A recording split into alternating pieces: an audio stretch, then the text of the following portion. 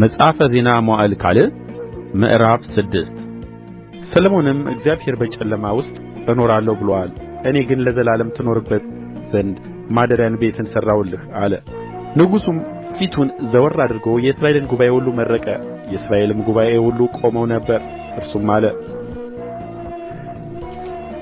ለአባቴ ለዳዊት በአፉ የተናገረ በእጁም የፈጸመ የእስራኤል አምላክ እግዚአብሔር ይባረክ። እርሱ ሕዝቤን ከግብጽ ካወጣሁበት ቀን ጀምሮ ስሜ የሚጠራበት ቤት በዚያ ይሠራልኝ ዘንድ ከእስራኤል ነገድ ሁሉ ማንኛውንም ከተማ አልመረጥሁም። ከሕዝቤም በእስራኤል ላይ አለቃ ይሆን ዘንድ ማንንም አልመረጥሁም። ነገር ግን ስሜ በዚያ እንዲጠራበት ኢየሩሳሌምን መርጫለሁ፣ በሕዝቤም በእስራኤል ላይ እንዲሆን ዳዊትን መርጫለሁ ብሎአልና። አባቴም ዳዊት ለእስራኤል አምላክ ለእግዚአብሔር ቤት ይሠራ ዘንድ በልቡ አስቦ ነበር። እግዚአብሔርም አባቴን ዳዊትን ለስሜ ቤት ትሠራ ዘንድ በልብህ አስበሃልና ይህን በልብህ መልካም አደረግህ። ነገር ግን ከወገብህ የሚወጣው ልጅህ እርሱ ለስሜ ቤትን ይሠራል እንጂ ቤት የምትሠራልኝ አንተ አይደለህም አለው። እግዚአብሔርም የተናገረውን ቃል ፈጸመ። እግዚአብሔርም ተስፋ እንደ ሰጠ በአባቴ በዳዊት ፋንታ ተነሣሁ፣ በእስራኤልም ዙፋን ላይ ተቀመጥሁ። ለእስራኤልም አምላክ ለእግዚአብሔር ስም ቤት ሠራሁ። ከእስራኤልም ልጆች ጋር ያደረገው የእግዚአብሔር ቃል ኪዳን ያለበትን ታቦት በዚያው ውስጥ አኖርሁ። ሰሎሞንም ርዝመቱ 5 ክንድ ወርዱም 5 ክንድ ቁመቱም 3 ክንድ የሆነ የናስ መደገፊያ ሠርቶ በአደባባዩ መካከል ተክሎት ነበር። በላዩም ቆመ።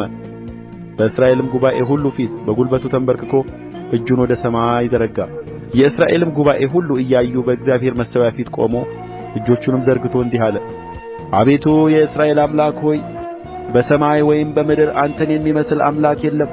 በፍጹም ልባቸው በፊትህ ለሚሄዱ ባሪያዎችህ ቃል ኪዳንና ምሕረትን የምትጠብቅ፣ ለባሪያህ ለአባቴ ለዳዊት የሰጠኸውን ተስፋ የጠበቅህ፣ በአፍህ ተናገርህ፣ ዛሬም እንደሆነው በእጅህ ፈጸምኸው።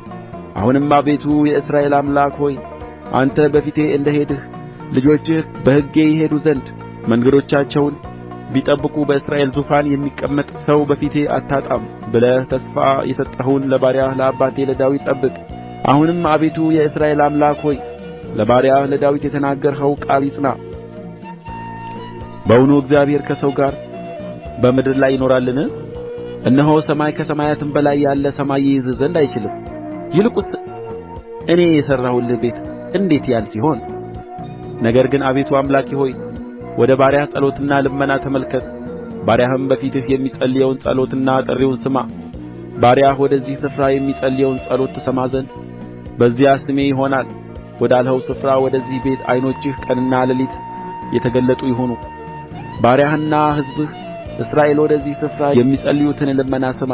በማደሪያህ በሰማይ ስማ፣ ሰምተህም ይቅር በል።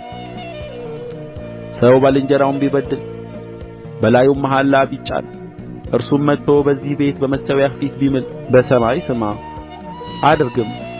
በባሪያዎችህም ላይ ዳኛ ሁን፣ በበደለኛውም ላይ ፍረድ። መንገዱንም በራሱ ላይ መልስበት፣ ንጹሑንም አጽድቀው፣ እንደ ጽድቁም ክፈለው።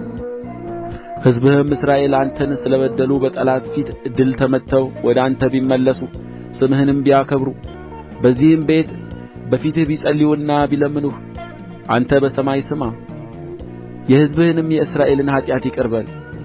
ለእነርሱም ለአባቶቻቸውም ወደ ሰጠሃት ምድር መልሳቸው።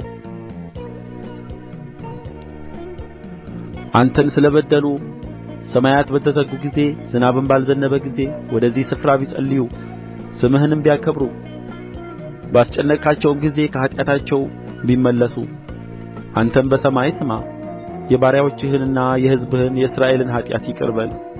የሚሄዱበትንም መልካም መንገድ አሳያቸው። ለሕዝብህም ርስት አድርገህ ለሰጠሃት ምድር ዝናብን ስጥ።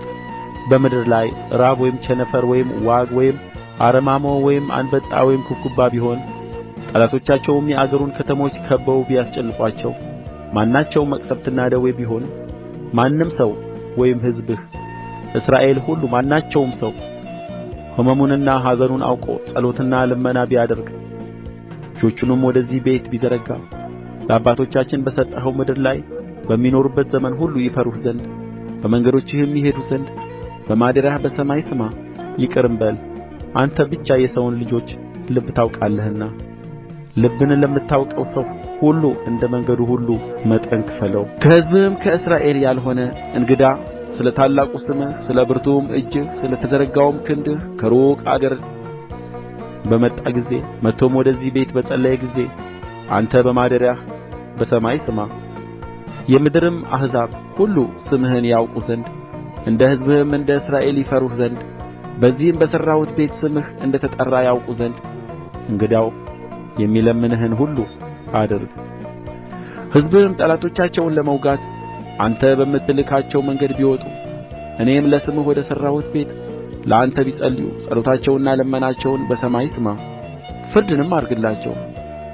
የማይበድል ሰው የለምና አንተን ቢበድሉ ተቈጥተህም ለጠላት አሳልፈህ ብትሰጣቸው ሩቅም ወይም ቅርብ ወደ ሆነ አገር ቢማርኩአቸው በተማረኩበትም አገር ሆነው በልባቸው ንስሐ ቢገቡ በምርኮአቸውም አገር ሳሉ ተመልሰው ኃጢአት ሠርተናል፣ በድለንማል፣ ክፉም አድርገናል ብለው ቢለምኑህ በተማረኩበትም በምርኮአቸው አገር ሳሉ በፍጹም ልባቸውና በፍጹም ነፍሳቸው ወደ አንተ ቢመለሱ ለአባቶቻቸውም ወደ ሰጠሃት ወደ ምድራቸው ወደ መረጥሃትም ከተማ ለስምህም ወደ ሠራሁት ቤት ቢጸልዩ ጸሎታቸውንና ልመናቸውን በማደሪያህ በሰማይ ስማ፣ ፍርድንም አድርግላቸው። አንተንም የበደሉህን ሕዝብ ይቅር በል።